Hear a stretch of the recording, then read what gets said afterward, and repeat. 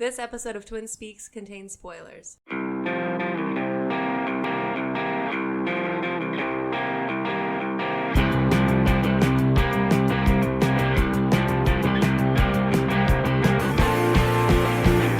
and welcome to Twin Speaks Album of the Year edition. Yet another album of the year. You're gonna fuck it up again. Yeah, I'm gonna fuck it up again. Yet another album of the year to add to your list of albums of the year. Podcast lists, fucking whatever. Articles. They tried to keep us from doing it. Your petitions won't work. But we're here. Yeah. I'm your co-host Pat. You can find me on Twitter at KidCombo. I had the elbow past like 12. I was gonna say 12-year-olds, but 5-year-olds works better to get here. They're just picketing outside your apartment right now. No album of the year. Take that guy's mic away from him. Stop him from yelling. Yeah, Patrick. All right. Fuck it. I'm of course joined by my twin brother and co-host. You can find him on social media. Social media. This is not going well so far. Okay. At Andemonium. It's Andrew. What? It sounded like you said andemonium weird. Andemonium. Oh, I said it weird. Yeah. It's like sounds like we have a cold. I just watched that Brooklyn Nine-Nine episode where they were like, the Captain Holt is trying to get Rosa to say, "I'm sorry." And they just like literally for 3 minutes in this episode, they're just saying, "I'm sorry" back and forth without any difference in inflection. So it's just like, "I'm sorry. I'm sorry. I'm sorry. I'm sorry. I'm sorry." That's it. Use that one. Yeah, so we're doing our album. We're just going to get into it because there's sort of a lot to talk about. But take this as our first step into music reviewing, because we kind of said that we were going to start doing it, and then we didn't do it last year. But you know what? We're 16, 17 episodes in. The new year is the time to do it. New year, okay? new us. New year, new us. So yeah. We're only going to talk about musicals now. Musical movies. Is that Mary Poppins one? Is that a musical? I think inherently because it's Mary Poppins. Yeah. Who's in that? I almost said Jamie Blunt, but I don't know who that is. Jamie Blunt. Emily Blunt? Emily Blunt. Yeah. I think this movie is the first movie for Emily Blunt to play all 8 characters. So it's just her as Mary Poppins, and then her as like the 3 kids, Chimney Sweep, the 2 parents. Is there a clown in that movie? I don't think Emily Blunt would play a clown. Beneath her. It's beneath playing children. Her. That's okay. But. Yeah, it's easy. You just put shoes underneath your knees and waddle around. Okay. Yeah. All right. So should we just get into it? Where should we start? Let's do bands you discovered this year. Okay. So we're going to do a bunch of different categories, but let's start off with a couple easy ones or kind of different. Bands that you discovered this year that maybe you hadn't listened to before, but you kind of got into this year. Do you have any off the top of your head? Shout out to Spotify Discover Weekly. Really mixed it up for me this year. I listened to a lot of different bands this year, a lot of like punk bands. Yeah, you definitely got into music, quote unquote, this year. Music, quote unquote? Well, just like you started digging a little bit deeper. You just air quote around music? Except I didn't even do it. My hands are on the table. Weird. Yeah, I got into a lot of different music this year. I think I really liked, I think my band, like if I was to like, for the year, not even a band that had an album that came out this year, I'd say Meatwave is like my band this year. They have they only have like 2 albums, and they released like a split single with Somebody Lifestyles, and I love everything by them. That they are like what I look for in like a post-punk type album or band, and I really liked everything. Like that incessant album that came out like 2 years ago, I think, is so good. Yeah, that one's really good. So many good songs on that. But even the one before that, like Delusion Moon, has such a lot of good songs on it too. That's All Right, which is the song that they just came out this year. Man, we'll talk about that it is more. Like that one easily. rips. I mean, jumping ahead, like that's if we had a longer list, that would easily be like on my list. Yeah, I love that song. But yeah, I got into I almost said White Denim. I got into Meatwave way more. I got into like Ice Age, No Age. Yeah. Of Love. I got way more into like Cloud Nothings. Yeah, right. Waves.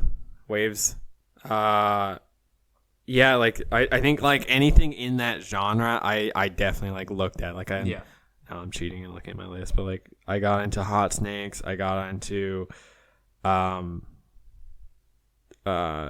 Me Without You, which is like I think more on that punk, almost screamo emo type. Almost emo screamo. Yeah, that's right. It's like right on the edge, and I think that's as far as I'll go with that stuff. Yeah. But like I really liked like their last album.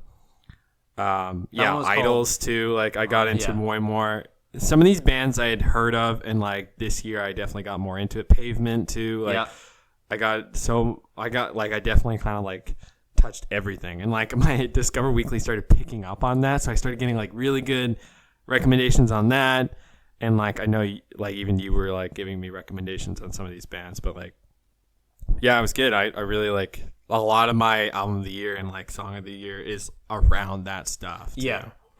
Like I'm just sort of looking at your list now, and you can definitely tell like the punk influence of seeing like almost all of them, excluding a couple, but are like punk themed or in that genre. But like even definitely I started getting into Meat Waves because of you. Yeah. Like I started listening to that song, that like unreal song, and then I watched like the Audio Tree one with them, which is really cool. Good. And they're in like a sports store or like a tennis store. Or something. It's a table. It's like a table tennis store. Yeah, or something. It's like it's just as cool. Yeah, but they were really cool because I'd only really listened to them a little bit. Anyway, we've talked about Meatwave for a long time. Meat Bodies, that's the other one. So Meatwave and Meat Bodies. Meat Bodies, yeah, right. For me, this is the year that I got into Teenage Fan Club, which is like a 80s, 90s, like kind of jangly band, like pretty like prototypical indie, like Euro indie. Euro indie. Euro indie. Yeah. But like it was funny. Like I read the reason that I got into them is because they reissued a bunch of albums this year. But I read this like interview with Molly from Always. And she was like talking about how like she's obsessed with Teenage Fan Club and how she has to like when she writes a song she has to go and send it to their guitarist who's also a Teenage Fan Club fan.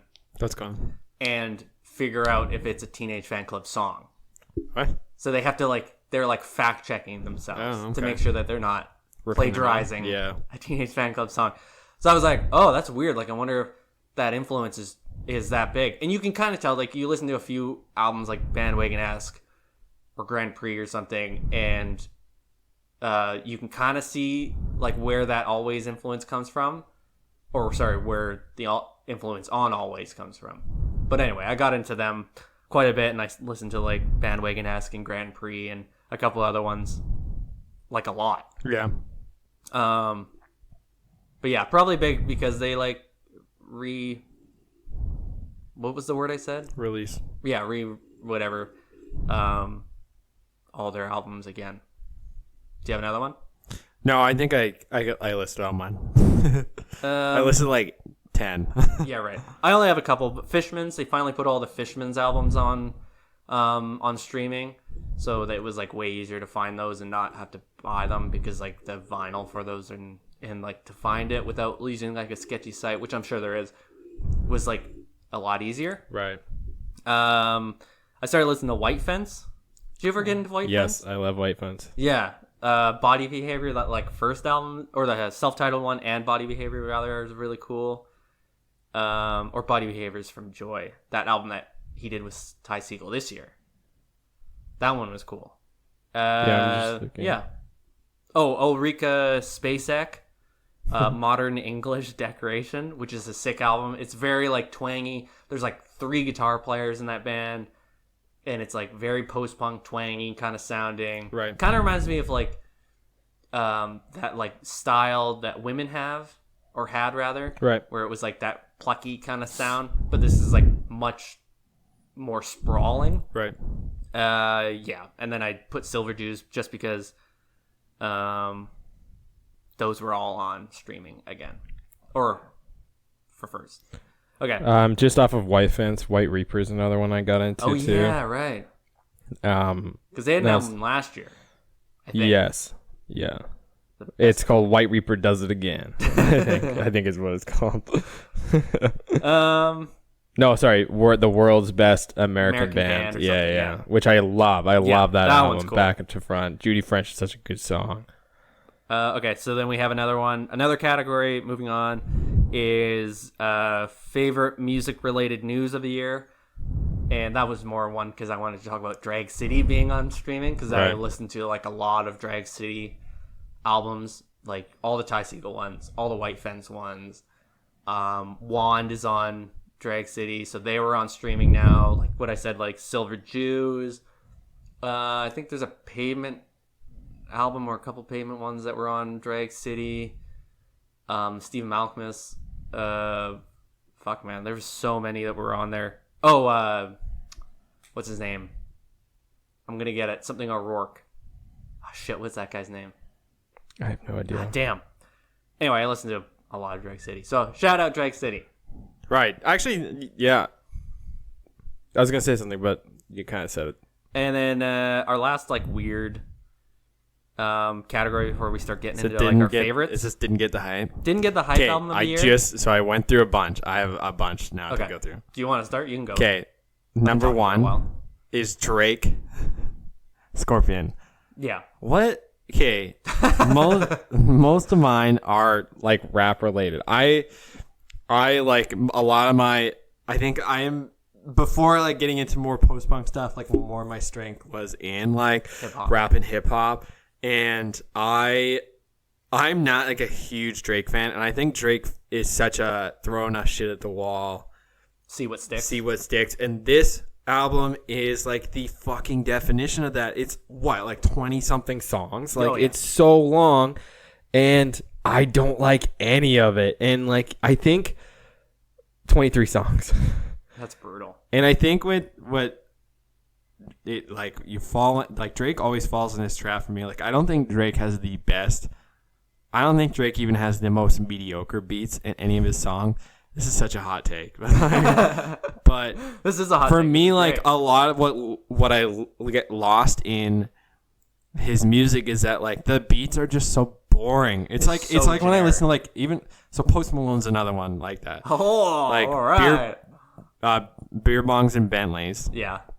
Came out last year? No, that was this year. 2018. Yeah, sorry. It's 2019, Patrick. Me, so I've been doing that. That's another album front to back. I've listened to it a handful of times because this is one that I see so much on like social media, and like he's pretty big in like all these scenes, and it's just trash. And then my best, like the way to describe Post Malone is there's the Office episode when Robert California is talking about he's talking about Black Eyed Peas, and he said it's rock for people that don't like rock, it's hip hop for people that don't like hip hop.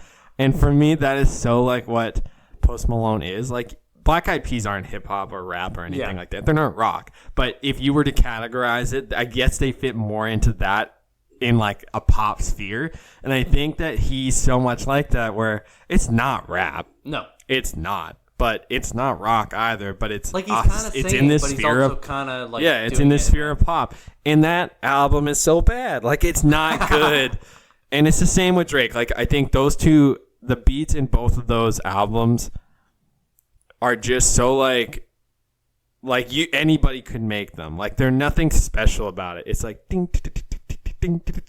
Like it's it's that fucking like. Yeah, there's nothing interesting about any of those songs. Yep, I agree. Any of those albums. I think I wanted to really like J. Cole. Sure. KOD. And it just didn't do it for me, which is kind of disappointing. I don't know, like he gets kind of shit on sometimes, and like he's almost like a meme now. And he gets shit on because like like the Twitter fan sphere Yeah. of his following is like the shittiest kind. Yeah. It's like, oh, you have to be like, it's that like Rick and Morty thing where you have to be smart to listen to it or something. It's like, And, okay, like, just listen to it. Who I cares? do like his style and I do like the flow that he has, but like it's nothing special. Like people Sure. like But it's nice to again, listen like, to. Yeah, but even this album was kind of disappointing. And then Kanye's last album, Yeet.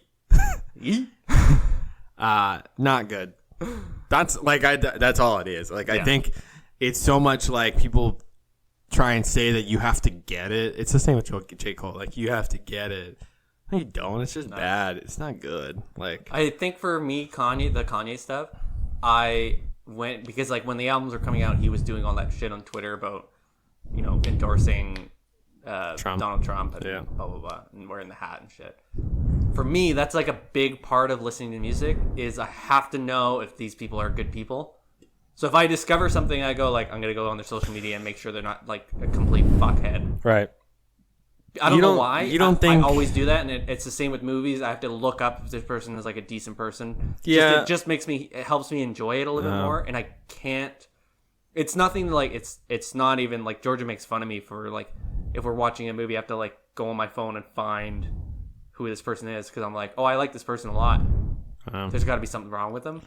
I don't In that, I don't the go Kanye in that thing, sort of thing. Like yeah, I but think the Kanye thing, it was like I can't listen to this. Like Hmm. it was like I like was a principled stance type thing. Yeah, but in like almost like a weird way where I was just like I wasn't gonna listen to this anyway. This isn't really up my alley. No. But now I almost have a reason to.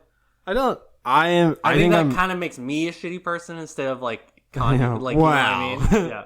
I was gonna say like I think music and I think that like music and movies are so much, at least for like us in a very specific situation, or is you have to separate art from the artist. Like I think I was talking about this before with like Nicole Kidman and stuff, and it's like I don't like Tom Cruise as a person, but I think Mission Impossible Fallout is one of the best movies of the year.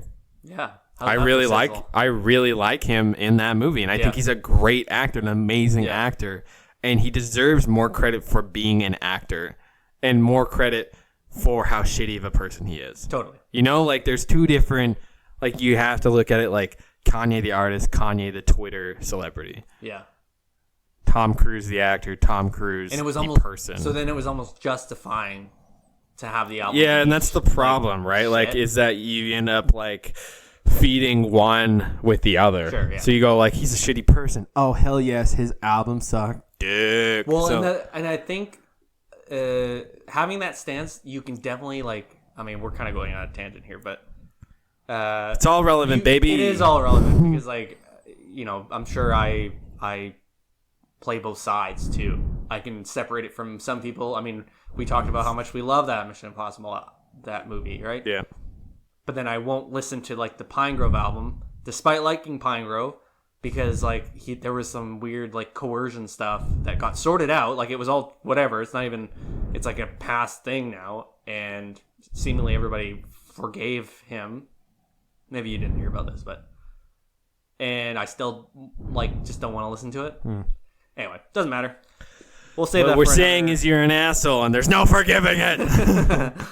What were we talking about? Oh, honorable mentions, right? No, we were talking No, about we were talking about overrated. didn't get the hype. Yeah. Right. Anyways, yeah, mine were those four. They were all rap-ish related. Yes. Yeah.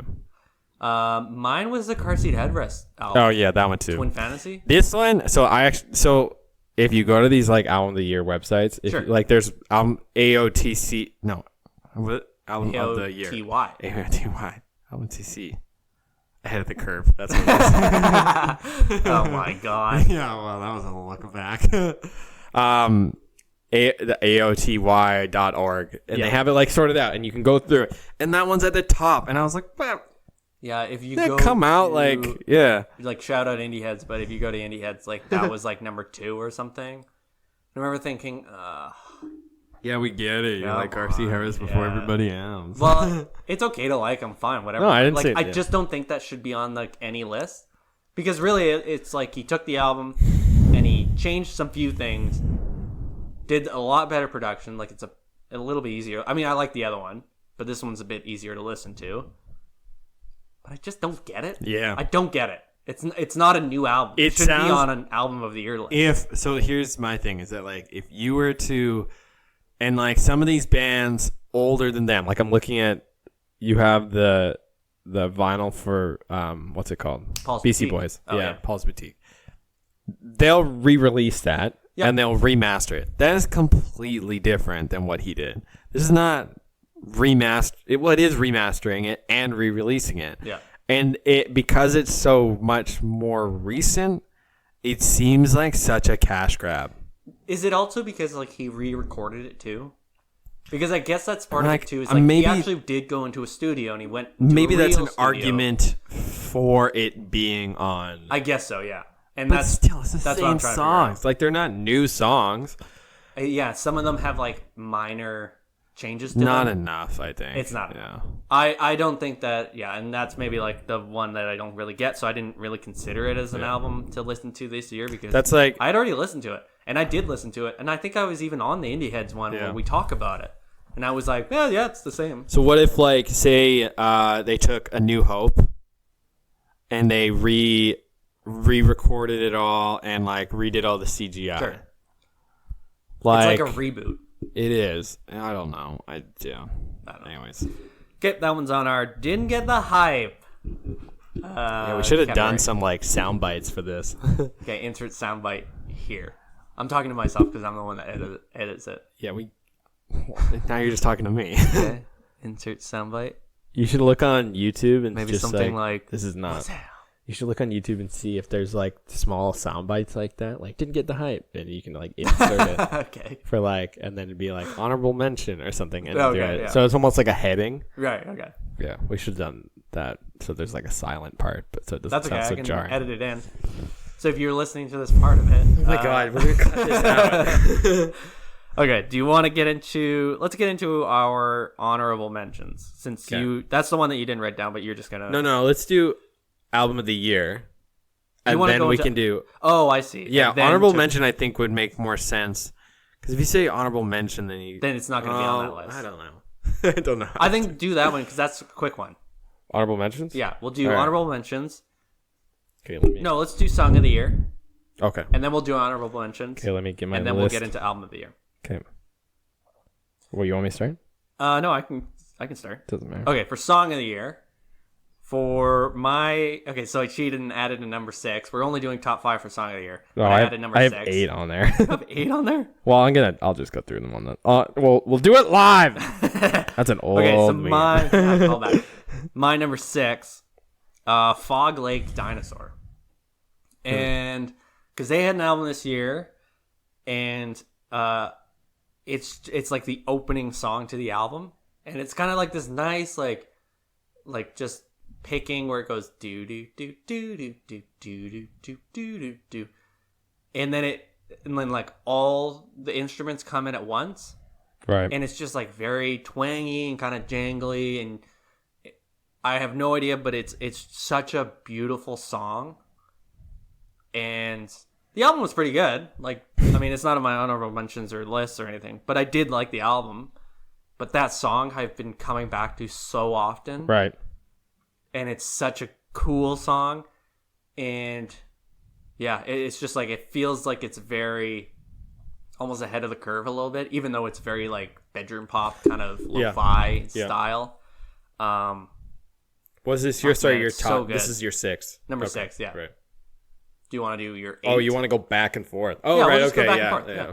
Fine. No, I'll cut it down. I'll say this do one's your a, number this one's a 6 then. two-parter. Yeah. Sure. So I have Parquet Courts, Oh, yeah. Almost Other Certified In and Out of Patience / Freebird 2.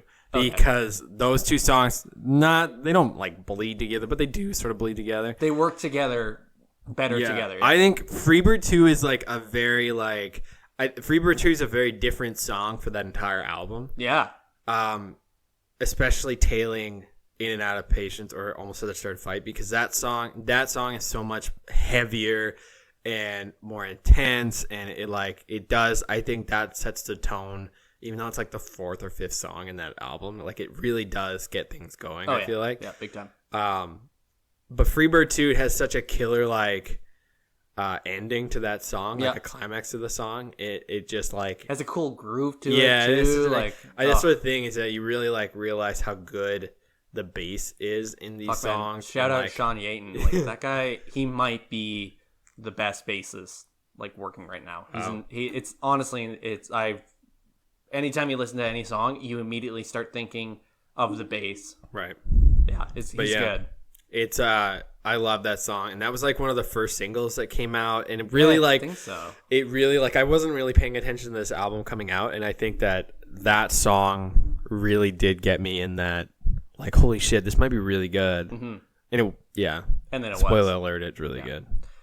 Cool. So that was your number 6. So I'll go number 5. Strange Ranger, The Wires. So that's the Strange Ranger one is an EP called How It All Went By.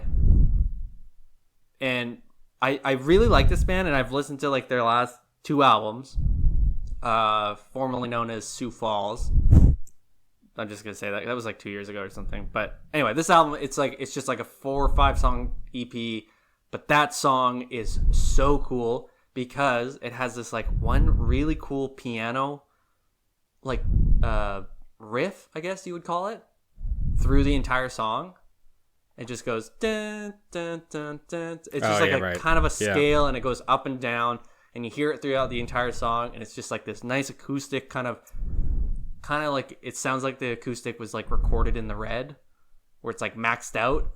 So it sounds kind of fuzzy and a little bit blurry, but then like the singing is like from the bassist, and fuck man, it's such a good song.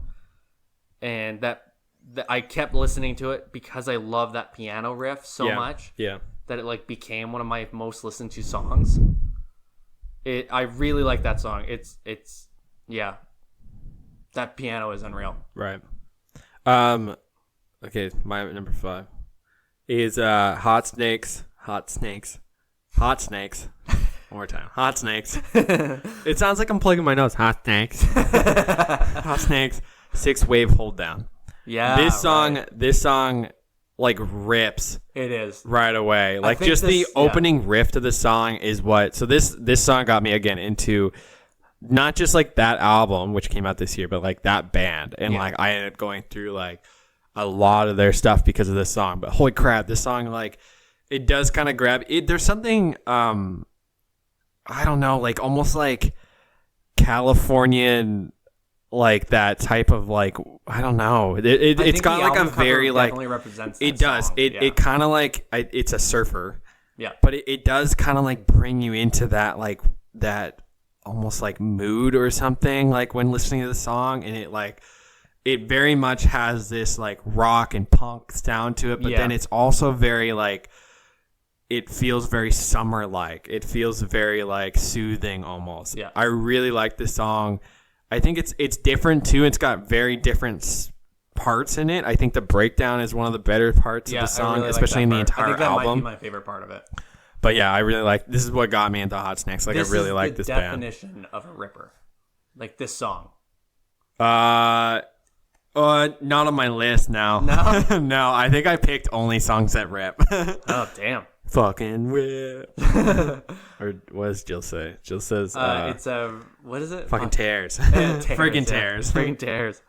Okay, so my number 4 then, Adrian Lenker, Cradle, which is remember you were talking about like Damien Gerardo being on like one of your honorable mentions? Yeah. This is like the same sort of style. I don't think there's any drums in that album. But it's like very basic. It's just like it almost sounds kind of like I'm gonna put my white guy Radiohead reference hat on, but it sounds like a Radiohead song just because it's like the riff the guitar's doing. It just sounds very like hypnotic, and it's like a very airy kind of sound, and it's such a cool track because she's like singing. It sounds like it's double tracked, and like the lyrics are incredible, and I think it's about like her as a baby or from like someone else's point of view. Right. it's such a cool sounding song. But yeah, Hypnotic is probably the best way to describe it because it sort of has this like very rhythmic motion to it. Anyway, that's my number 4. It's such a cool song, and I kept coming back to it because it sounded really cool. Like it would come on the album, and I would just start replaying that song. Oh yeah, really cool. Sorry, I'm looking for. There was a album I think I suggested to you, and I'm trying to look for it for our honorable mention. They were on the same. They were on Wilco's record label. Do you remember? None such? Is that? No, it was a girl. Damn it. Anyways, Gorilla Toss. That's yeah, it. Right. Yeah, okay. Remember that. Not Wilco. James Murphy from LCD Sound System. Yes. Okay. Anyways, going back to so my number, number 4. 4. Yeah. Okay, I'm gonna move 2 around here. I'm gonna say No Age. It's a band at Cruise Control. Yes. Which I think is the opening song on that album. I think so. Yeah, I think it's the first track. Again, like one that I think I just like exactly what you said. I think so much of what like these, because a lot of the songs of the year came out on also like my albums of the year. Mm-hmm. A lot of the songs are what put me in the mood for the rest of the album, but also like because I hadn't really listened to a lot of these artists before. It was a good like. I felt like a lot of these songs were a good representation of what I liked about the artist, what I expected from the artist then. Or what the band rather. Artist sounds like such an asshole way of describing somebody. Fuck. But yeah, like this song again, like a song that fucking rips. And like really what I liked about No Age is that they're so like noisy type of punk. Like they it's so like the singing is so lo-fi. Yeah. And but the rest of it's so very crisp and good and like kind of spacey. Yeah. Like it almost sounds like space rock in a way. Yeah. But, and I think another song that I really liked was one we were listening to like before this, which is Squash, which is again a good like representation of what I liked about the singing in No Age, like what like again like that album. But yeah, I really like that. Cruise Control is like what got me into No Age. Yeah, so that's my number 4. No Age. That's a really good song. I'm now thinking that maybe I want to change mine around. No, I won't. Okay. Yeah, my number 3 is Young Jesus, The Territory. And that sounds like you said The Territory. Yeah, The Territory. Oh, is that? No. Cultural Wow. Cut it out. This is from their album, The Whole Thing's Just There. Okay, this song is like the whole album sort of just flows really well together, but this is the first song, and the drums in this song are so fucking cool, man. Right. How it just sort of like rumbles along the entire song, and then the guitar is like really distorted and loud, and then you hear him like kind of almost like wailing over everything. Right.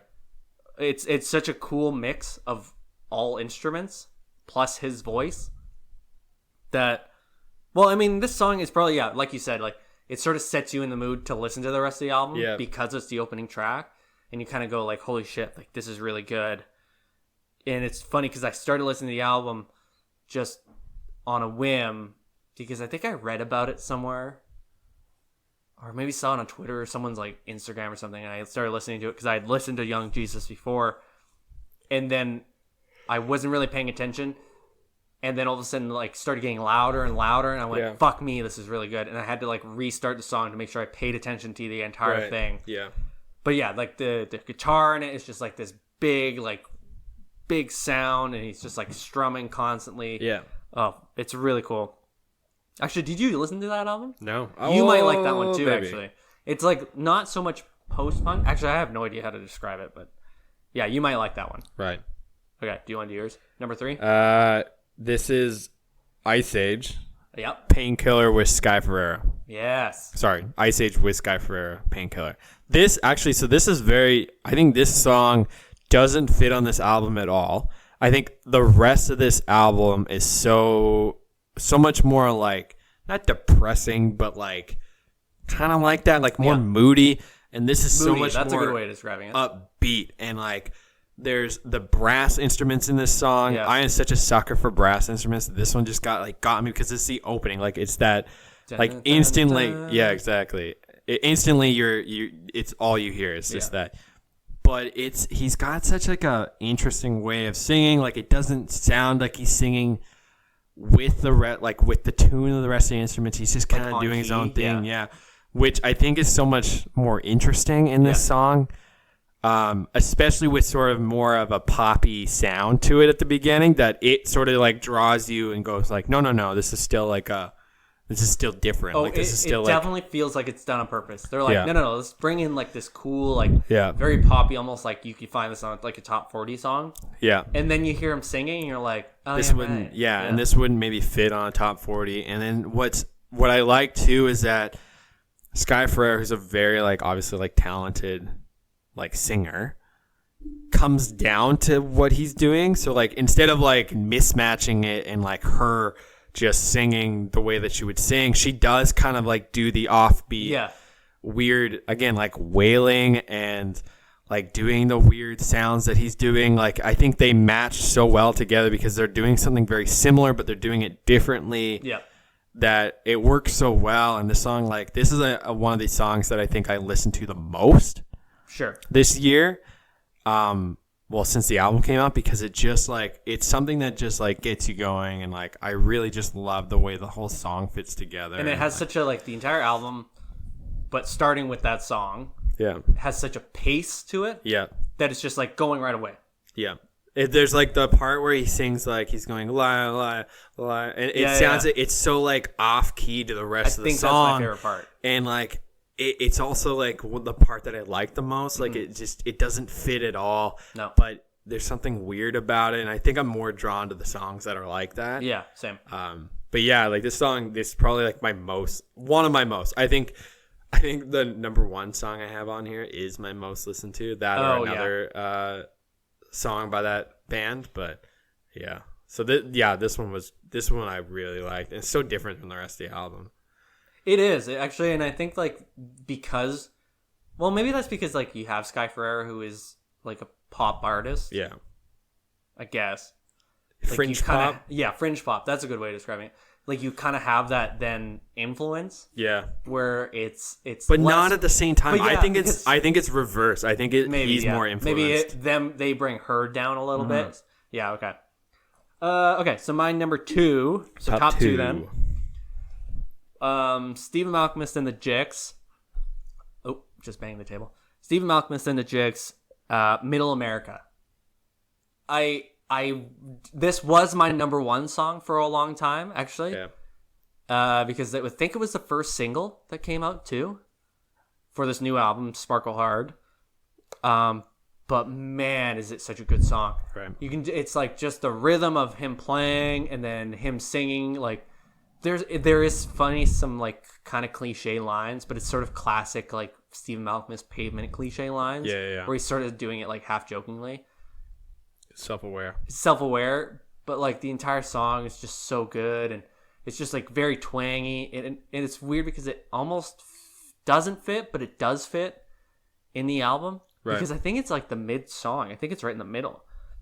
And man, like it's just like the guitar playing in it, his singing, the rest of the band, it just mixes so well. And the lyrics are really, really cool. And yeah, I think this is definitely like this song sort of got me into listening to that album. Right. And I think this album like landed on a lot of lists, like rightfully, but also landed like really high on a bunch of lists too, which almost turned me off the album at the same time. You're such a snob. Sound like such a snob. But this song I kept coming back being like, oh, fuck man, like this song is so good. Yeah. And then I kept listening to the rest of the album and being like, holy shit, like this is such a good album too. Yeah. But this song is really cool. I really like this album as well, and I think I like this song, but I think Cast Off was something I liked more from this album. Oh, more because I think it to me sounded like such a Pavement song, and I had gone through such a Pavement phase that this song really like did sort of go like, oh right, like this guy's Pavement, like that's the connection here. And I think that song really did sort of like piece the two together for me. Well, this song, Cast Off, and Kite were like the three that I had been listening to the most on that album. Yeah. Because Kite, he just like starts soloing. Yeah. It's like a 5-minute song or 4-minute song, and like maybe for a minute and a half or 2 minutes, he's soloing through the entire thing. Sick. It's sick, yeah. Okay, do you want to do your number 2? Mine is Idols. Yeah, okay. Colossus. Nice. Because this song fucking rips. Yeah. This song is such a slow, like this is, if you were to describe, if you were like, it's a slow burn, somebody was like, what the hell is that? I would show them this song, because this song, again, like the drumming is so rhythmic and it's so powerful, and the guitar comes in so late, and you'd really do sort of get him like singing, but he's more just talking over it, and it's really like drawing you in, and it sounds almost like the equivalent of like a horror movie, you know, like at the beginning, like it just, you know, something's gonna happen, you don't know when it's gonna happen, and then it just like gradually keeps picking up, like it's the music basically, like this is the equivalent of like Get Out in music form, like it just sort of like, you can hear it, you can like sense something's coming, and then all of a sudden it happens, and you're like, fuck yeah, and then you're banging your head to it. And again, a song that I think is the first song on the album that really does set the tone for the entire album, because that album fucking rips. And I think like that's this kind song of a theme is such, for us too. yeah, well, at least, yeah, I think so. That's not intentional, because I do listen to songs a lot of the time out of order. Yeah. But yeah, this one was so good, and like, again, like really got. So I listened to or watched an interview with Meatwave, and they were being interviewed by like a German YouTube channel or something, and they said like, "Who are you interested in?" And they were like, "Oh, Idols has been doing like some crazy shit here, like in Europe." Yeah. And that's why I started listening to Idols. Oh, really? Yeah. So that was like seriously, like I had listened to like the whatever the other album was. Yeah. I forgot what it was called. But this one, that was like why I got into it, and that was like the first song I think I listened to, and like, yeah, fuck yeah, like that song just like does get you like hyped up, like definitely. Like I think it also reminds me of there's War Ready by Vince Staples. Oh yeah. Again, a song that kind of like is really choppy, but like builds and has that like really like trance like chorus and in then it, just has like the giant payoff at the end. Yeah. Cool. Okay. Top song. Number one. My top song of the year. Weird. Oh, whatever. Damien Guardo. I hope I'm saying his last name right. That's how I've been saying it. Damien Guardo. The Last Great Washington State, from the album The Horizon Just Laughed. This is a song that is so emotionally tolling, it has like a lot of weight to it. And once you start to like keep listening to, because it's like a one pace, so it kind of just gets going, and then that's it. It just stays that pace. And it kind of sounds like he's like reading off his journal entry that maybe he made a while ago, or he's like been adding to it, because the song, and I had to look it up because it all comes from like a different point of view. Like he's saying I a lot, but then he's also saying he a lot. Like he's talking as if he's talking about someone. And you realize that he's starting to talk about like himself, in that he doesn't really know if he should keep making music, or if because he just moved. This actually happened in real life. He moved from Washington State, where he had been based for a while, and everybody knew him, and he'd like toured with like fucking Fleet Foxes and shit like that. And but then you hear the song, and he's talking about like how he didn't know if he should continue making music or end his life. Wow. And then you hear like the lyrics, and it's such a beautiful song. And if you haven't listened to the song, go and listen to it, because it will be like, I know it's too late because we're already in 2019, but this will be on your top song of the year list. Like, I mean, this is like the opening line from the song. Never be sorry for the lack of response. Your hand on my arm before we were lost. The horizon just laughed to see us fall off. Your face in a jar, I constantly dropped. Like, that's just, it's so insane, the writing in this song. And then the entire album, obviously. But, fuck, man. Like, this was the song that I listened to the most as soon as the album came out. And it wasn't on streaming. I think there was, like, something going on with, like, the label, or he was on Secretly Canadian, and then the album didn't get, like, released right away, so, or wasn't on streaming or something like that.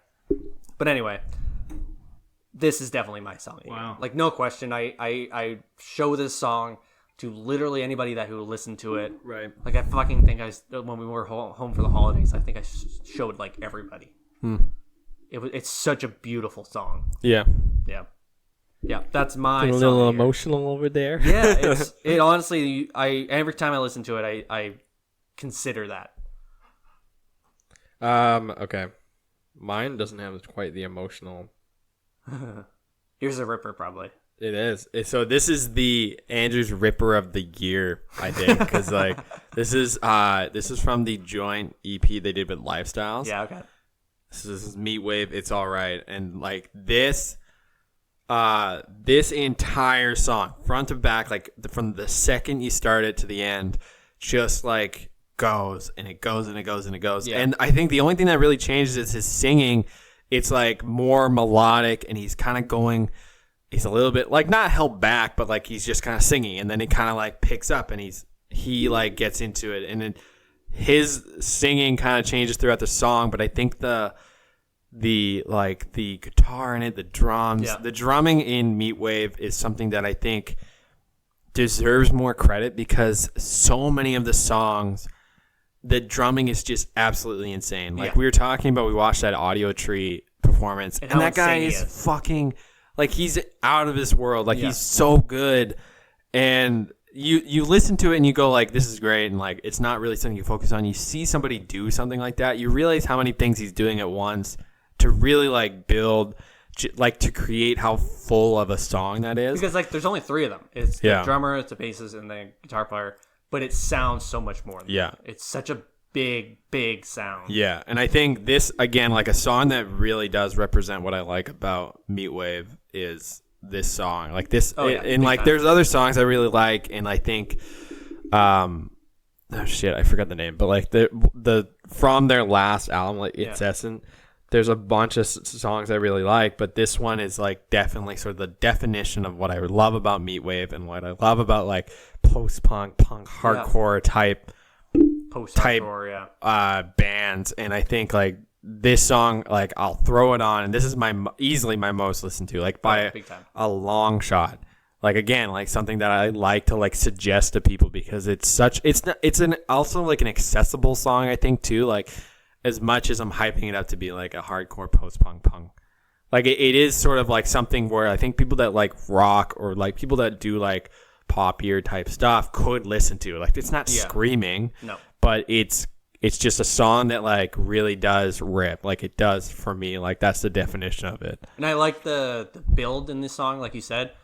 Like he kind of goes from singing and the guitars are cool, and then the farther the song goes, the more distraught he sounds. Almost. Yeah, and I think like that's the only thing that really changes. Wailing over the song, and then the guitars are like wailing, and then the drumming's just sort of like this like powerful train, and it just keeps rolling, and then everything just sort of like keeps building and building and building.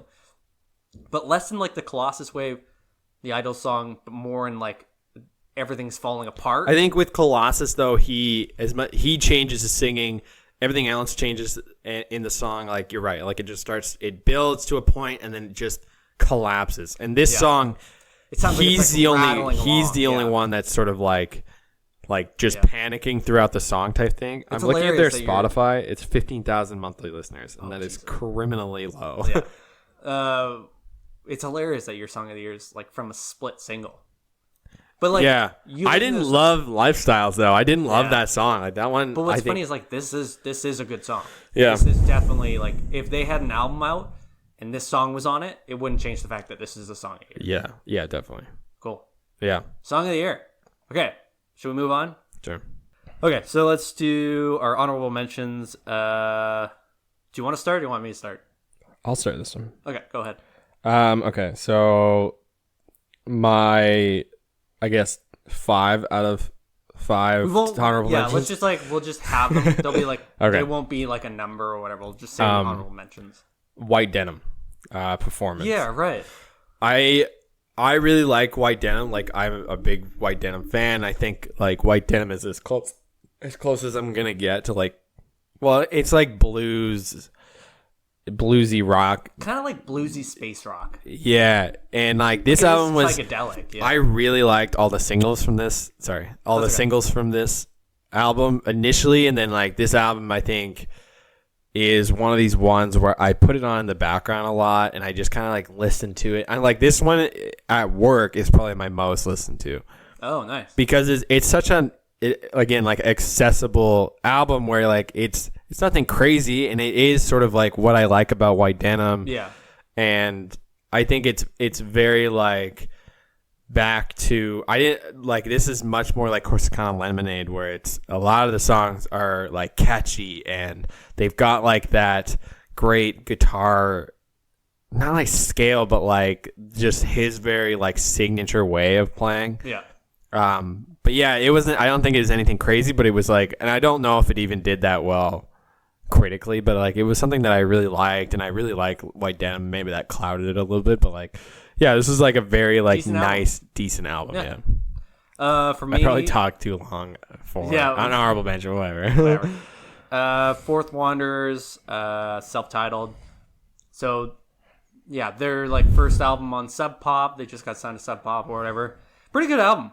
This is like their first ever full length, I think, and it's just like very basic indie rock, kind of like, except kind of twangier. So like, kind of goes in a different direction than you sort of expected to do sometimes, which I think definitely made me like it more, where it wasn't like, oh, they're just doing the same thing over and over again. Right. It's like, oh no, this is a bit different. Yeah. Okay, your turn. Me Without You, and the album's called Untitled. Yes. Again, like this is as close as I'm gonna get to screamo, like, or like really hardcore stuff, and like, again, like a band that I got into this year, but I really liked like a lot of the songs on here, and I think I would have put it higher, but I think the other albums I have on here are so much, not like so much better, but like just, Yeah. they are like fuller. If it was If a that different makes year, sense. you're Yeah, probably yeah, higher on your yeah. list. Cool. Mine is Julia Holter, Aviary. Probably the longest album I listened to, but Jesus Christ, this one is so fucking cool, man. It's just like very spacey and like almost I don't want to say cinematic, because that's kind of a cheesy way of describing it, but it sounds very grandeur, like very big, and it like, I mean, there's so many cool like effects that she uses throughout the entire album, and yeah, fuck, man, this was one that I got into late, because I didn't listen to it right away when it came out, and then I just started listening to it all the time, and it's so cool. It's such a really, really cool album. Yeah, Julia Holter, Aviary.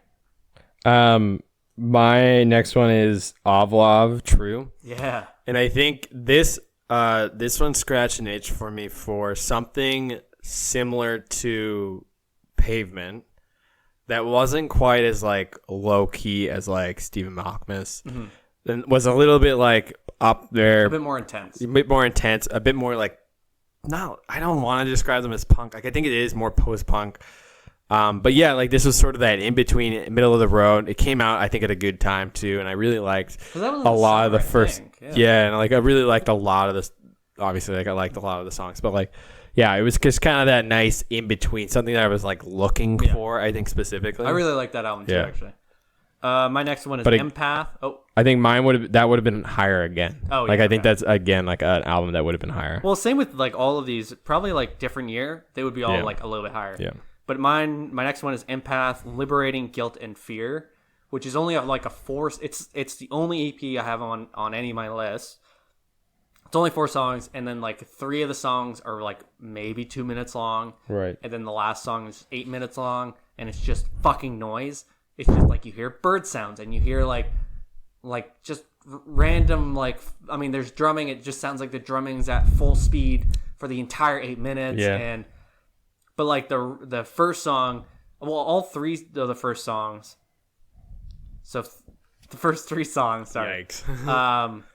They all kind of have this like almost poppy, like kind of pop, sort of like poppy sensibility to it, where if none of the guitars were recorded in the red, which it sounds like everything's max volume, and then they turned it down in like the mastering. Oh. If it wasn't like that, you'd be like, oh, this is pretty, like, this is like, very poppy, very catchy. But then you listen to it now, you're like, this is noise. But it's like such a good way of being noise rock, and I'm really excited to see if they actually like record or release a full album this next year, because this was really good. I mean, I was showing you hadn't heard it, but I was showing you before we started recording some of the songs, and that one, like, oh shit, I forgot what song it's called, but there's the one song where you hear the guitar, like the riff playing, and then she starts singing along to the riff, and it sounds like it's like double track, so you hear multiple people. Oh fuck, it sounds so cool. But yeah, Empath, Liberating Guilt and Fear. My next one, I'm actually gonna move. I'm gonna say All Them Witches, ATW. Oh yeah. Again, like I'm a big All Them Witches fan, and I think this might be their best album. Yeah, I would agree. I think this album, it's pretty short, but like I think there's so many songs on this album that are very like definition of what I expect from All Them Witches, and I think even then, so like it's almost like an elevated version. Like this is an album I've been recommending to people that have never heard of All Them Witches before, but want something kind of slower, more methodical, and still rocky, a little bit more like rocky, but like weird at the same time. I loved like a song like Workhorse was amazing, and like there's a lot of like Split Tongue or something like that. Yeah, a lot of the songs on this album, I had it higher, but I've just kind of like overthinking it maybe. But yeah, I really like this album. I really love this. I think if I'm comparing it to like White Denim, who I love just as much, this is so much better. This is like just an overall better album. Cool. Like this could be top 5 for me. Nice. Yeah. Again, different year. Yeah. Yeah, cool. My next one, which I talked about before, is Demi Guardo, The Horizon Just Laughed.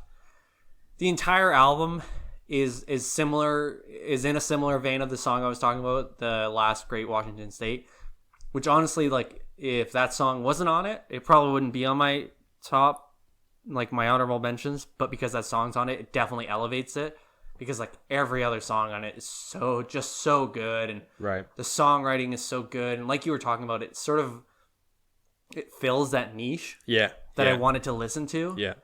And it's just like a very emotional album, and everything, like the instrumentation, like his singing style, where it's kind of like a whispery style, but it's very clear, so it sounds like he's sort of like, I mean, I won't go too far into it, but I really, really like this album, and I don't think it got enough recognition. It is amazing. Yeah. Okay, so my number 6 is Kids See Ghosts. Kids See Ghosts. Kids See Ghosts. Again, like this is misleading because I think a lot of the albums in my album of the year, even honorable mentions, are non-hip hop rap, and I think that I just liked a lot. I think I was just in the mood for a lot of these when I was making the list.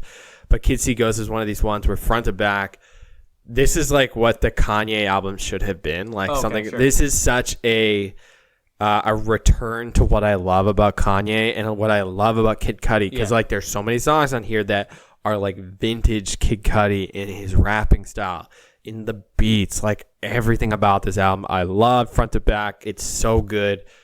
Probably would have been higher. Like I had it initially at 3. I think this is kind of dropped when I started thinking about it more. Yeah, right. When you started planning out the rest of your list. I think this is one too that got a lot of good reviews, and then a lot of people went, I don't really get the hype.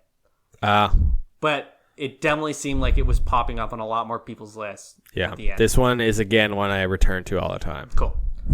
Okay, so my last honorable mention, No Age Snares Like a Haircut. Oh, okay. Which we both really like. Yeah. This is a ripper. Like this album is just kicks ass. Like it's just so fast. It's so like cool to listen to. And there are some like Send Me is such a like a weird spacey song. Yeah. Where you almost doesn't fit with the rest of the album, but because the album's so cohesive that it fits in perfectly. It's like every song is sort of just on the album because even though they sort of offer different things sometimes. Yeah. Like Cruise Control is a ripper. Send Me is a bit more spacier than that and almost like slower, but yet they definitely belong on the same album together. Yeah. I'll jump in and say I had this album, No Age, at 4.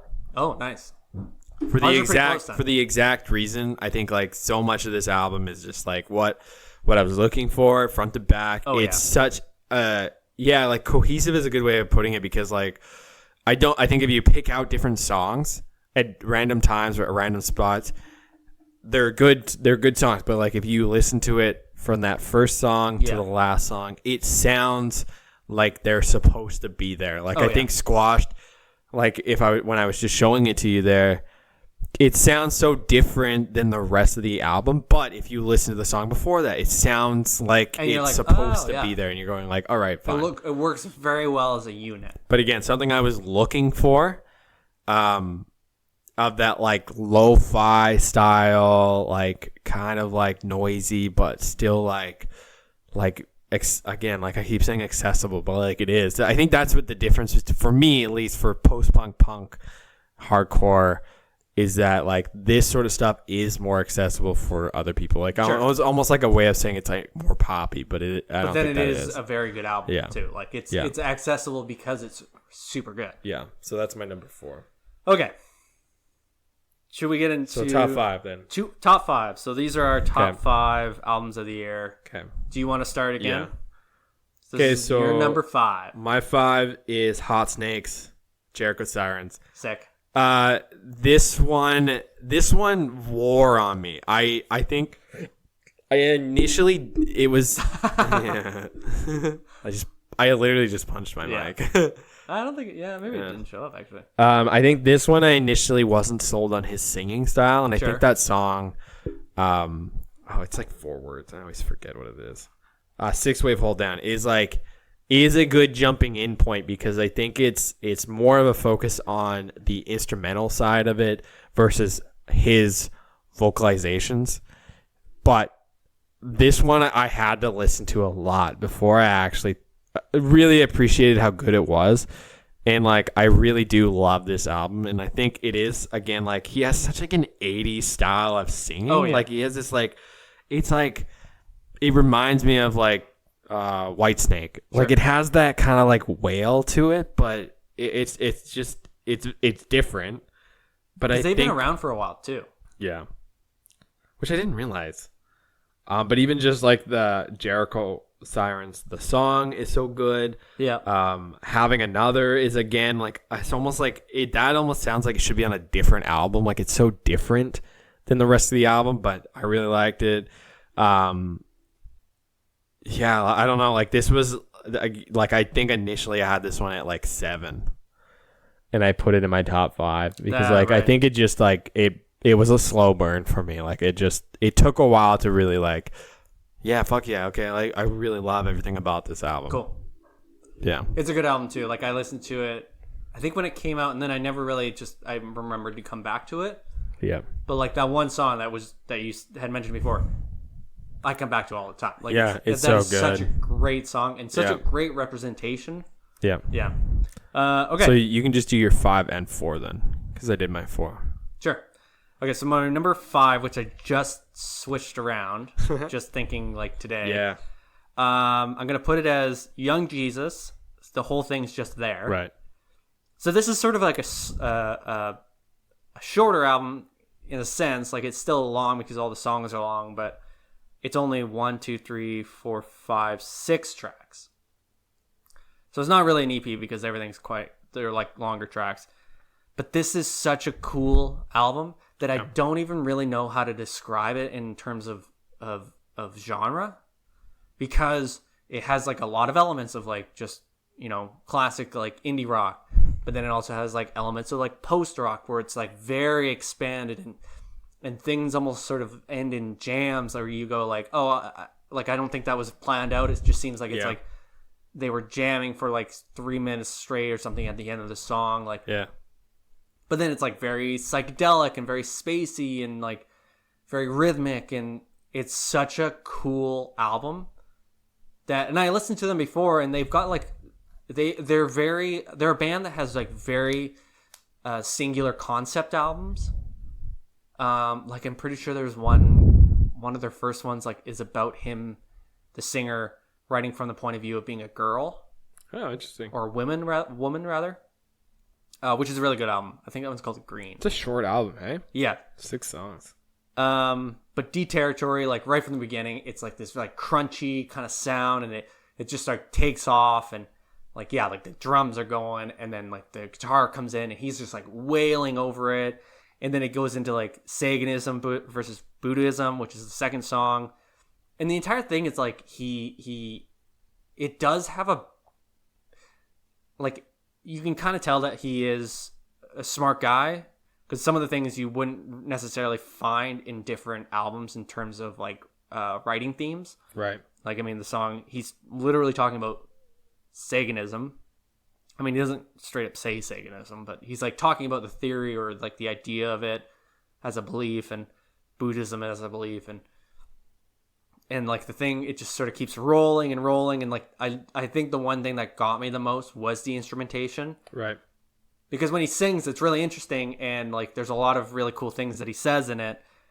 But then he starts like, and then the song starts kind of building, and like for Nana, which is one of the songs, it's like kind of sad because you're like, oh shit, like I wonder if this is actually him singing to his grandmother. Yeah.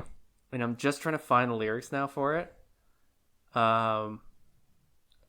Like he says, I won't see you anymore. I won't see you anymore. And he just keeps singing it over and over again. And you're like, holy shit. Is he talking about his dead grandmother? Yeah. You know, like that kind of stuff. And I was just trying to look up another one here. But like, I think part of it that really hooked me into was I am a sucker for like post-rock and that sort of like elongated song form where you can kind of listen to it and it just keeps going and going and going and going. It has like all these dips and dives, but this one had such a cool dip and dive where it was like constantly rolling, and then the instrumentation is just so fucking cool. Like I was looking up this one. I was trying to look up the lyrics for this one. It doesn't actually have it online. Anyway, that's my number 5. It is such a cool album front to back.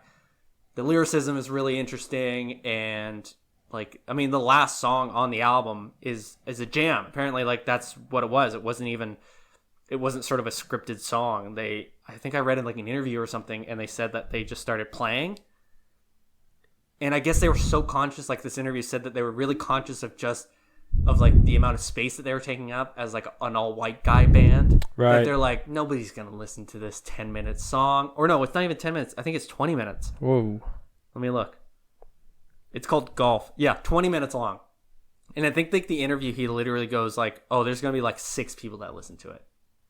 Well, joke's on you, I fucking listened to it. And it's unreal. Like it's 6 people that listen to it. Such a cool concept, and it's kind of interesting. It made me like it more listening to him talk about it, being like, oh, well, we were kind of like not sure if we should put it out because it seems like pretty weird and sort of insensitive. Not insensitive, but just like lack that awareness to be like, oh, we're an all white guy band. We're going to put out this 20-minute song that's just us jamming, and you fuckers are going to eat it up.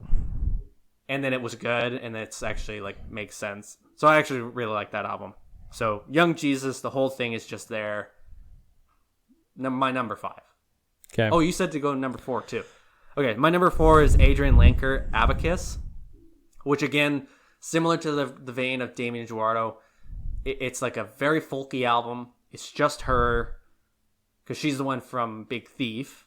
I don't know if you've listened to Big Thief, but it's like very plucky, and like the singing style is like very light and kind of airy and almost sounds ghosty in a way. Like, right. She is just sort of like almost whispering through every song.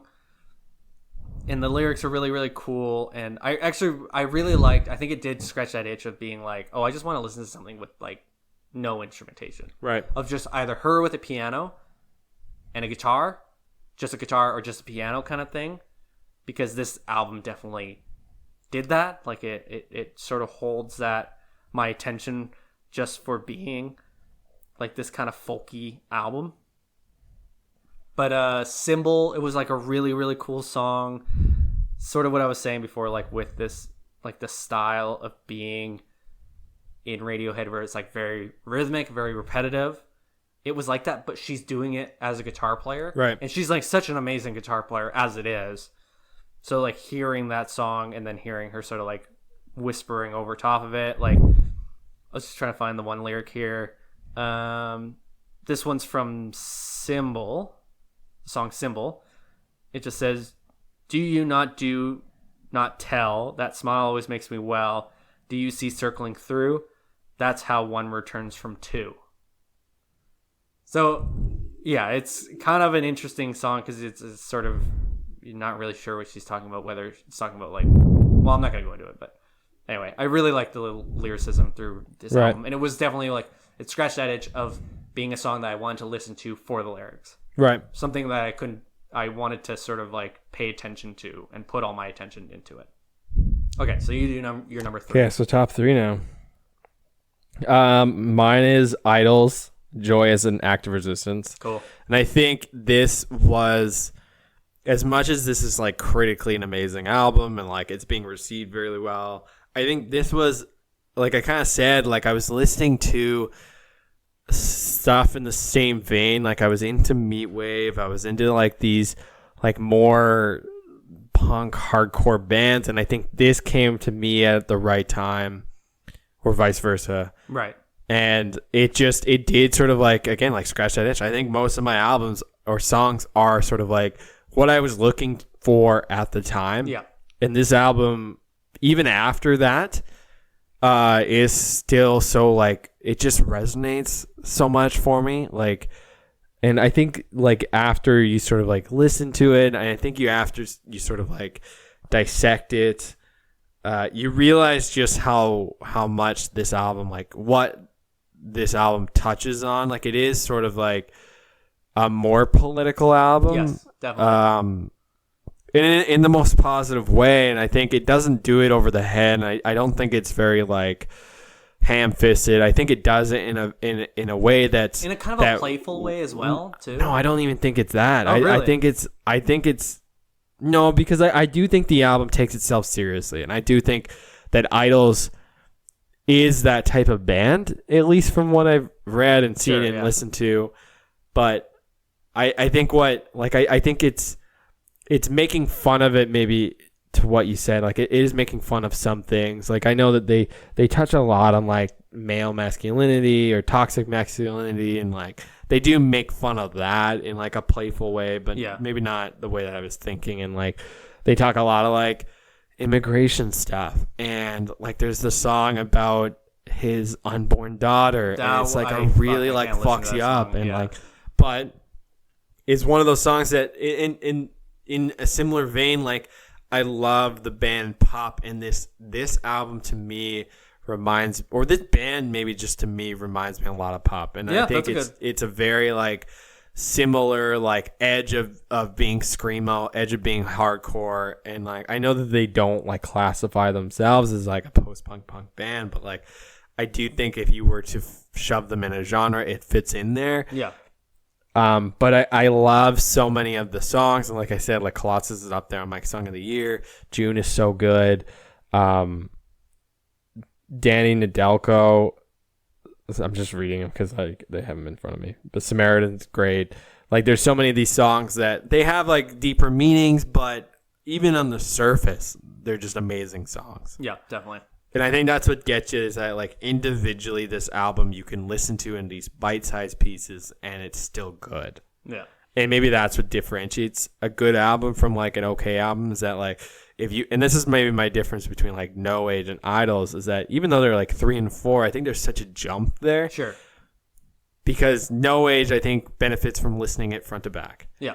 But this, you can listen to it like I can throw on Colossus, I can throw on June, like I can throw in these songs and show somebody and be like, listen, this is Idols, and they go like, oh great, oh shit, yeah. So yeah, I think that maybe that's so different, is that this is such for a follow up album too, that's fucking insane, and like that's what I think a lot of the next two albums have in common is that they're so good on their own, but they're so good if you consider them even as like a follow-up. Yeah. Yeah. I think this album and your list sort of together, you're doing a good job of like fitting them. Yeah. So like this is sort of I had it in my head.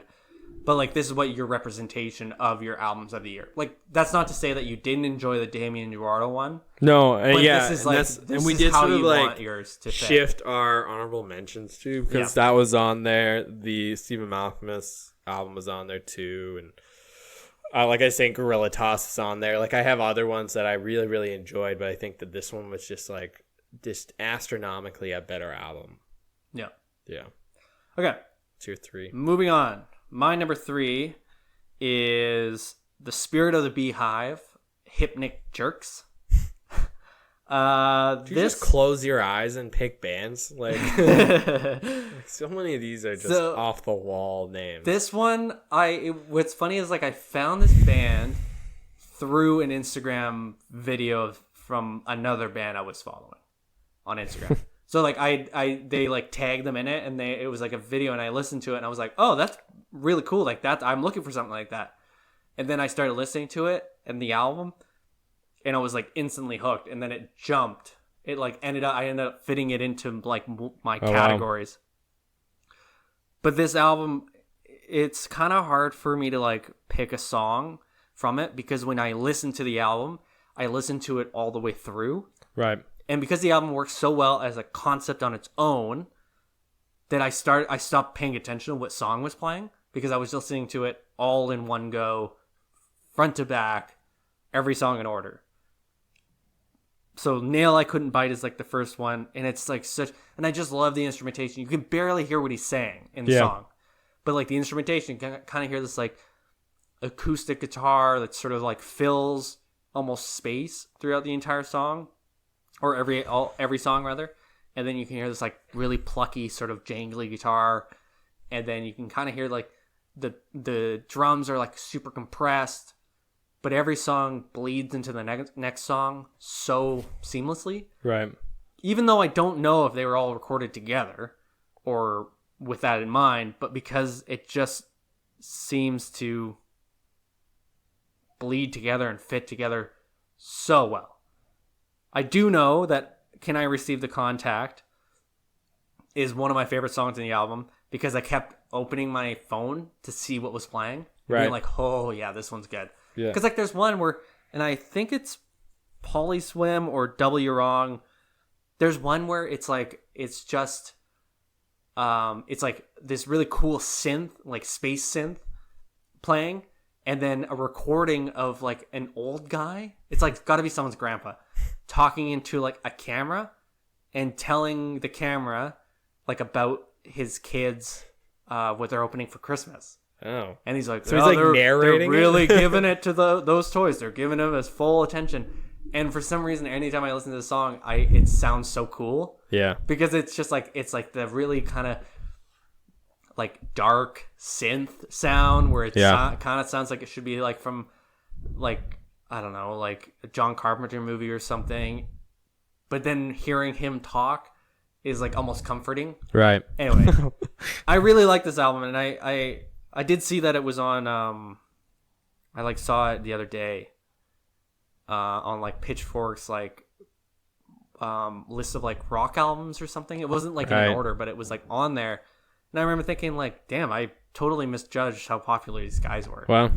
But, yeah, this album's really good. And the more I listen to it, I think the more that it goes up my list. Yeah. Even though it's already number 3, like, I almost think that, oh, shit, this could be number 1. Yeah, yeah. But my next one's like that, too. This album's really good. It came out on September 14th.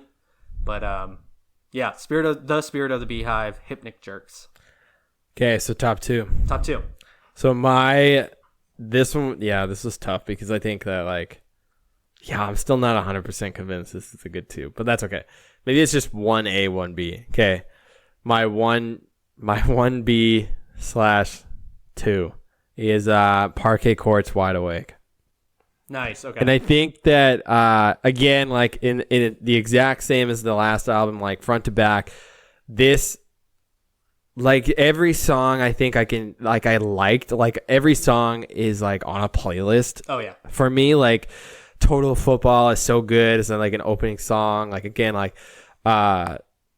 Almost Had to Start a Fight is my songs of the year. This is an Freebird album that you 2 play for other people and they go like, fuck yeah, what is this? Yeah, I've showed people, like I've suggested Parquet Courts to people, and this is the album I suggest because like there's so much of what makes Parquet Courts so interesting and great, and like so many of these songs are political. Like Before the Water Gets Too High is so good in like explaining about like things that are happening in a current climate. Oh yeah, and, big like, time. Yeah. Violence is such a good song and such like a weird song too.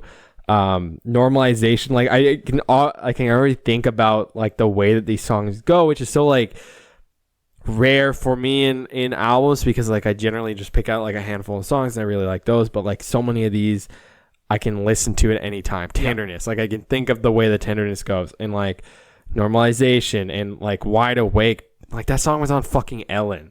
And that's so weird to me. Which is such a weird crossover. That's the one where I was like, oh, what the hell? I'm totally misjudging how popular Parquet Courts are. I didn't love Mardi Gras Beads, and I think that was even like a single that came out, and I think I had listened to and like I had listened to it and was like so off put by it because I was like, fuck, this is not what I was expecting. Yeah, right. But then you listen to the entire album outside of that song, I think like everything about this album is what I love about Parquet Courts, what I love about like a post-punk, the exact amount of like political injection into like an album. Like it's not, again, like this is to me like pretty ham-fisted compared to like Idols, but at the same time it works in a way where like you know that there's some like genuine thought behind a lot of these songs.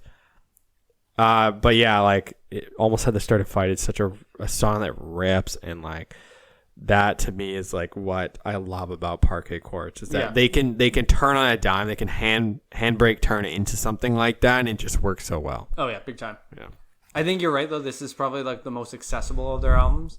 I don't know why. Yeah, because honestly, like I think it's the way it's produced. Maybe yeah. I think that compared and clear. Yeah, I think compared to a lot of their other albums, like they're more lo-fi and it's more intentionally done. And I think because if you listen to something like Teenage Cool Kids with him, like Andrew Savage, that sounds more like this album, like the production level. Yeah.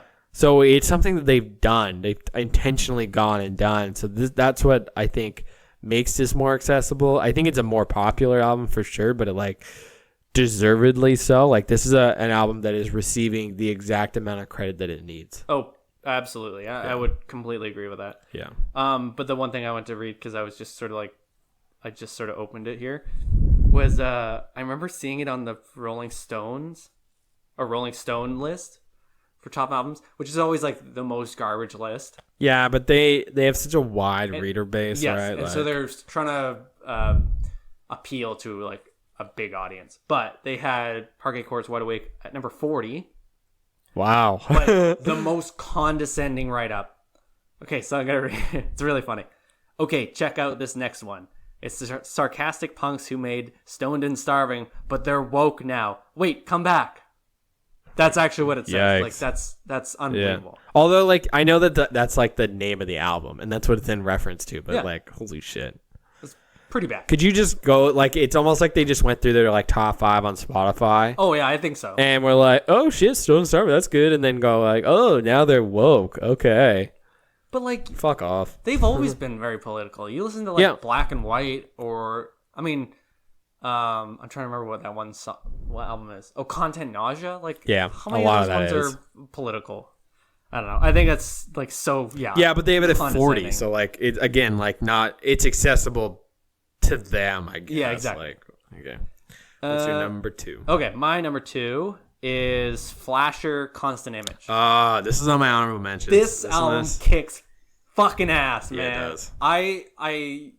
This one, even if it wasn't like one of my like, this sounds stupid, but like, what was like, oh, I had some favorites above it.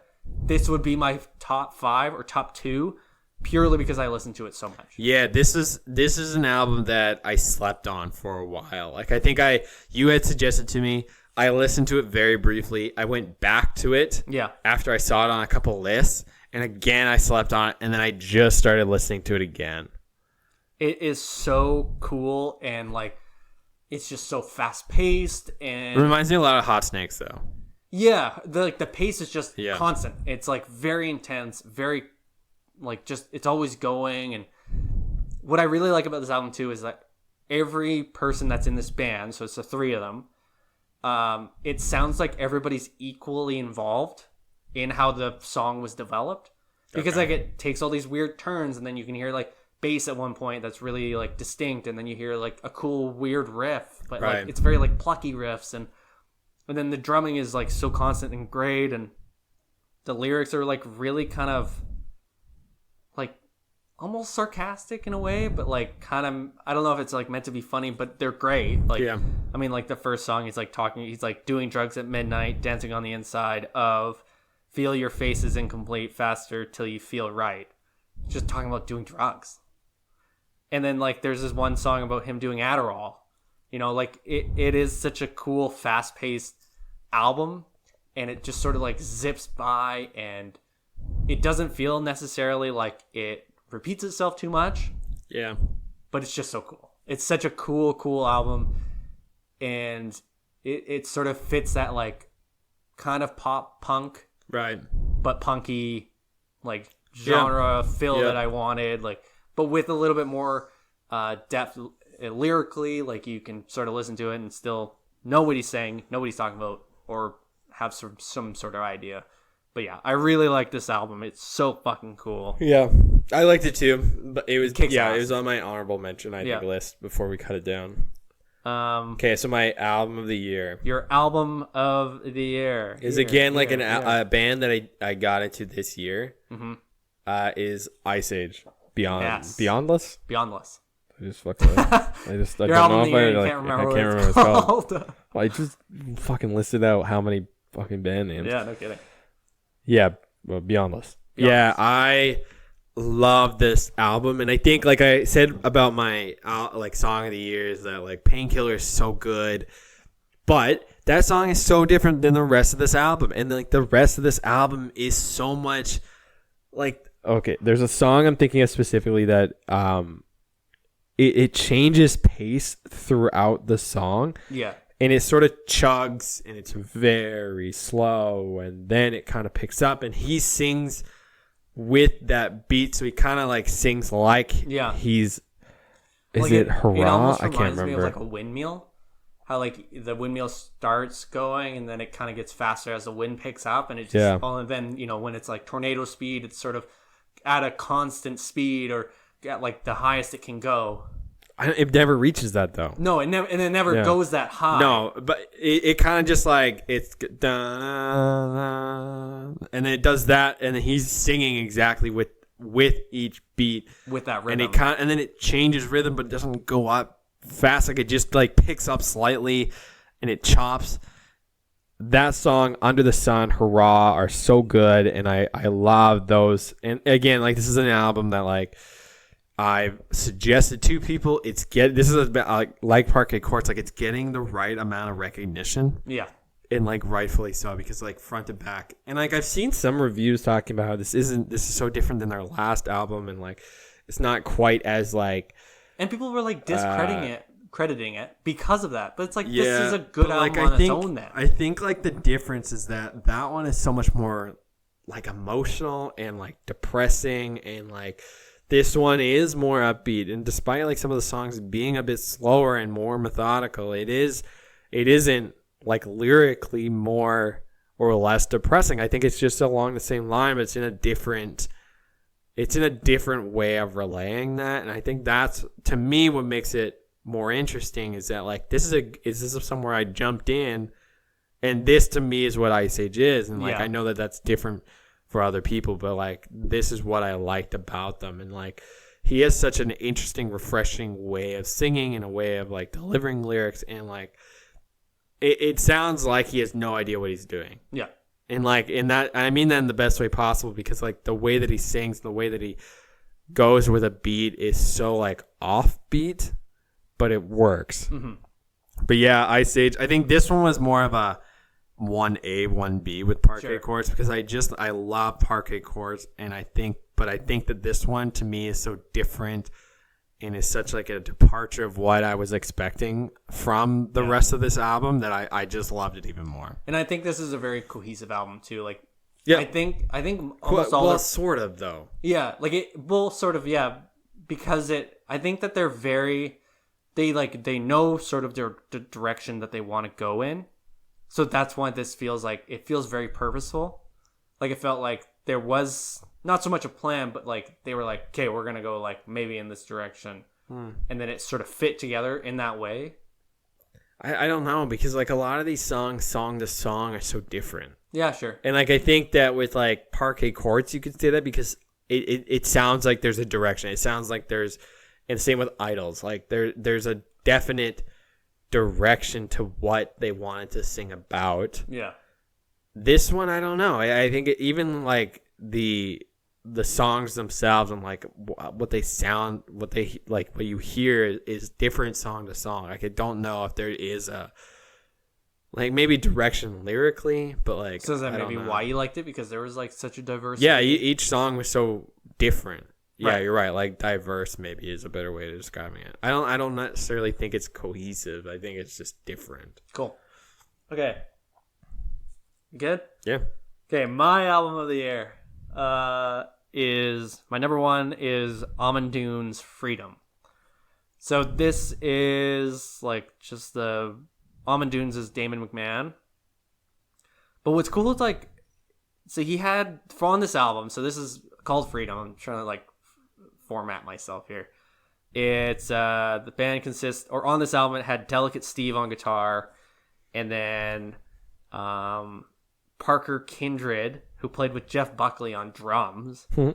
And like what's cool is previous years, like his past albums, he's had sort of big name people. Like he had guys from Godspeed You Black Emperor on his albums. Right. He is pretty weird. Like what's that one? Donkey Jaw and Love are so fucking cool. But very lo-fi and very different. And this one, it feels like it's cohesive. Yes. Cohesive, I think maybe I'm overusing that, but it does fit together. And it feels very much like a story front to back. Like the intro is kind of him going like, it's like a kid and he's going like, It's your time. And then all of a sudden it goes. And then you sort of hear like the same sort of drum beats throughout the song, which kind of makes it feel like it's all connected. But man, like this is such a cool song, and the guitar playing in it just sounds like kind of muted, but it's like kind of twangy, and it just works so well. And he has such a like cool, distinct singing style where it's like almost yodeling, like he's almost just yodel wailing over everything. But Mickey Dora was like the first song I heard because I think it was the first single, which is just him singing about a surfer who like his life fell apart. Oh. And he's like talking about how he's like an alcoholic and like the surfer, like he was like talking about how all he did was like sleep and drink and then go surfing. And like the song was so cool. That sounds like, like he's a just, life. It just sounds like it's such a cool song because he's just talking about how he's like coasting all day and like sitting on the waves and stuff, but it works so well. And then like my favorite songs are Skipping School is really cool. Dracula, which is really cool, which is just like talking about like I think the song's about like being in a gang in Houston. Like he kind of mentions being in Houston and stuff, like but I think it's like from that point of view, but it's such a like cool melody in the song and then like Time is such a cool song. But yeah, this is like easily my album of the year. Like it has such a cool front to back style that I don't necessarily think I found at all this year. And maybe there were some ones that I didn't see or listen to, but this one was like far and beyond my album of the year. I just listened to it so much, and all the songs had like such cool lyrics, and most of the time you can't read, like sometimes you can't understand what he's saying until like multiple listens because of his singing style. Right. Because he almost sounds like he's like, okay, you know, this is gonna sound like a bad way of describing the album. But that's the same way I was describing Ice Age too. Yeah, like it almost sounds like he doesn't know what he's doing. Yeah, and it's weird because I think English is second language though. I like listen to watch these interviews with him, and he has such a normal way of speaking. and then you hear him sing, and you're like, holy shit, like I don't know where that's coming from. But this album was so cool. Yeah. It just front to back, Cool. like Mickey Dora is such a perfect song, and Dracula was such a like kind of a darker theme song, like Believe, Time, Skipping School, Blue Rose, like Freedom. They're all fucking cool songs. So I think yes, Ammon Dunes, Freedom is my album of the year. Nice. 100%. There you go.